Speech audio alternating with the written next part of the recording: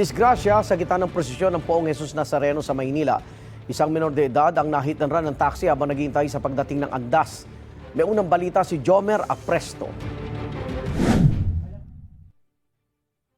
Sa bodycam video, kita ang pagresponde ng Raha volunteer sa isang nakahandusay sa Quezon Boulevard sa Quiapo, Maynila, pasado alas 12 ng hating gabi kanina. Ang 13 anyos na lalaki, biktima raw ng hit and run. Naganap ang aksidente sa kasagsagan ng Thanksgiving procession ng simbahan ng Quiapo.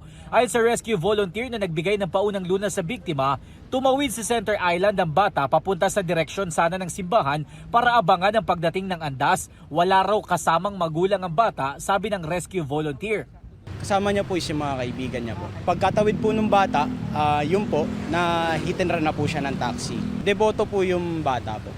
Nagtamo ng sugat sa ulo ang biktima at mga galos sa katawan. Agad namang nilapatan ng paunang lunas bago siya dinala sa ospital. Assessment namin, medyo critical po yun kasi po head po siya.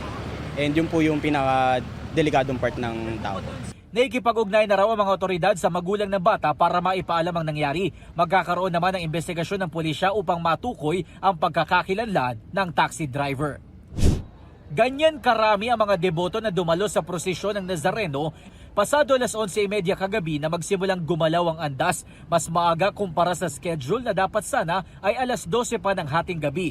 Dahil dito, mas maaga ring natapos ang prosesyon. Dakong 1:10 ng madaling araw nakabalik sa simbahan ng Quiapo ang replika ng Nazareno. Yung ruta parehas nung nakarang taon, no? Pero mas mabilis ito. Primarily, ang tingin ho namin dito, nagwo-work yung effort ng simbahan na pakiusapan ng mga deboto na mas maging solemn ang pagdiriwang. Sa ngayon ay wala pang datos ang Quiapo Church pero base sa Manila Police District, abot sa 8,000 ang bilang ng mga deboto. Maliban sa insidente ng hit and run, naging payapa raw sa kabuuan ang naging prosesyon. Dahil na rin po ito sa pagtutulungan ng simbahan at ng kapulisan po natin. More or less around 600 po yung ating dineploy na personnel from Manila Police District and of course from NCRPO. Kasunod nito, patuloy ang paghahanda ng pulisya para sa nalalapit na traslasyon ng Poong Nazareno sa ika-9 ng Enero. Ito ang unang balita, Jomer Apresto para sa GMA Integrated News.